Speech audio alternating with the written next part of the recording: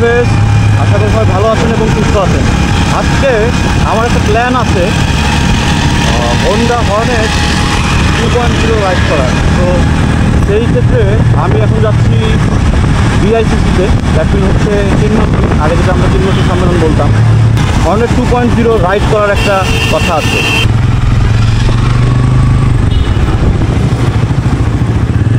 তো এখানে হোন্ডা বাংলাদেশ আজকে রাইডের একটা প্ল্যান করে রাখছে। তো চলুন দেখা যাক কী অবস্থা।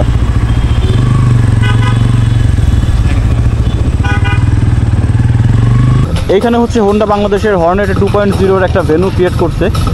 তো এটা হচ্ছে সেই ভেন্যু, ওভারঅল ভেন্যু হচ্ছে এইভাবে মানুষজন অলরেডি টেস্ট রাইড করতেছে। তো এখানে একটা প্রোগ্রাম চলতেছে। তো এইটা আসলে আরও অনেক বেশি জায়গা নিয়ে প্রোগ্রাম হলে অনেক ভালো হইতো। জায়গাটা খুব শর্ট হয়ে গেছে। এখানে রেজিস্ট্রেশন বুথ, তো সামনে হচ্ছে রেজিস্ট্রেশন বুথ, এখানে সবাই রেজিস্ট্রেশন করতেছে। তো রেজিস্ট্রেশন বুথে একটু যাবো।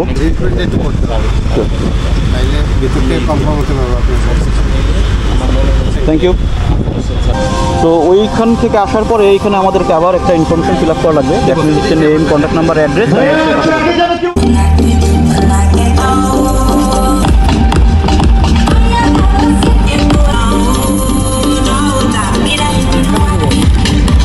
তো নর্মালি বসার পরে যদি সিট হাইটের কথা বলি, সিট হাইট ইজ গুড। আর হচ্ছে ইগনিশন দেওয়ার পরে ইঞ্জিন সাইড অফ সেন্সর দেখাবে।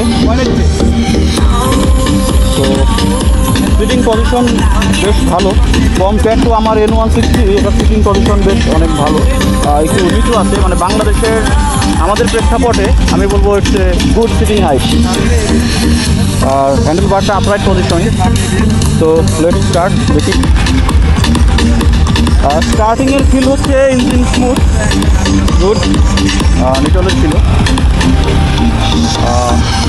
আপরাইট পজিশন, মানে N160 থেকে এটাতে আসার পরে একদম স্ট্যান্ডার্ড একটা ফিল হচ্ছে। মানে আমি চালানোর পরে নর্মালি একটা কমন ফিল পাচ্ছি। আমার আগের N160তেও এই ফিলটা ছিল আমার, নর্মালি আমি চালাই বেশ ভালো ফিল পাচ্ছি। তো গুড, স্মুথ যথেষ্ট পরিমাণ। আপরাইট পজিশন কিছুটা, মানে কম্পেয়ার টু N160 এটা অনেক আপরাইট লাগবে আপনার কাছে। মানে এটা কখনো আপনার মনেই হবে না যে আপনি একটা কী বলা যায় নতুন একটা বাইক চালাচ্ছেন। সেটা প্রথম দিকে আপনি N160 থেকে চালানোর পরে আপনার সেটা মনে হবে। আর ওভারঅলি আসলে এই শর্ট জায়গাতে আসলে ইটস ডিফিকাল্ট। এইখানে আসলে এইটা আসলে আর একটু ভালো চালায় দেখতে পারলে ভালো লাগতো। মানে নর্মালি টানায় দেখতে পারলে, মানে অ্যাটলিস্ট 1 থেকে 1.5 কিলো না চালাইলে এটা সেই ফিলটা আসবে না। গুড। রেজিস্ট্রেশন বুথে আসেন তানভীর। গুড, তানভীর স্যার আপনি যেখানে আছেন রেজিস্ট্রেশন বুথে আসেন। তো গুড, ওভারঅল আমার কাছে বেশ ভালোই লাগছে।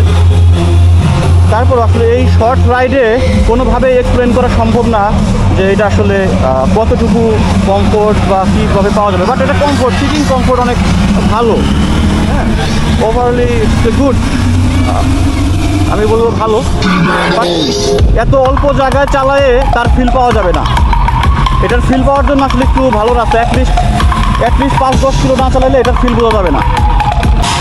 স্ট্যান্ডার্ড পার্ট শেষ করার পরে এখানে একটা পার্ট আছে যেটা হচ্ছে জিগজ্যাগ পার্ট।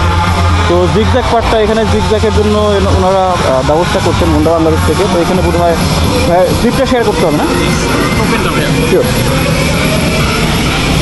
তো এখানে আবার রিচেকিং হবে, আর হচ্ছে এখানে আবার গিয়ারগুলো পড়তে হবে। তো তারা সেফটির ব্যাপারে কিন্তু খুব কনসার্ন আর কি এই জায়গাটাতে।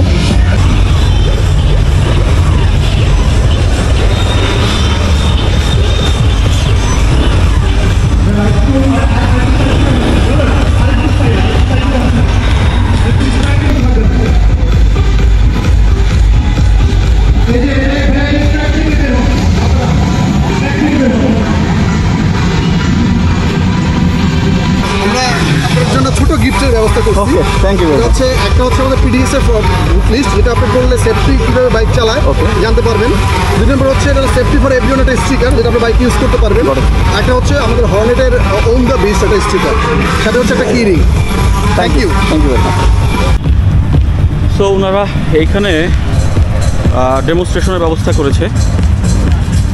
নর্মালি হচ্ছে ওনাদের মেইনলি হচ্ছে 4টা কালার, যেটা হচ্ছে ম্যাট ব্ল্যাক, দেন হচ্ছে ব্লু কালার, তারপর হচ্ছে রেড, এবং এই পাশটায় হচ্ছে গ্লসি রেড। তো যে কোনো শোরুমে গেলে হয়তো বা সবগুলো কালার অ্যাভেলেবেল থাকবে না, বাট 4টা কালারই এখানে অ্যাভেলেবেল আছে। তো সবচেয়ে আমার কাছে আসলে ভালো লাগতেছে হচ্ছে রেড ব্ল্যাকটা, মানে ব্ল্যাকের মধ্যে রেডের একটা স্ট্রাইপ। তো ইট লুক টু স্পোর্টি, এটার মধ্যে একটা স্পোর্টি ফিল আছে ডেফিনেটলি। রেড কালারটা ভালো লাগবে, যাদের আসলে রেড কালার বেশি ভালো লাগে তারা রেড কালারটা নিতে পারে। এটার মধ্যে একটা ভাব আছে, কারণ এটাও রেড এবং ব্ল্যাকের মিক্সড। সো ওভারঅলি এটাও সুন্দর লাগবে।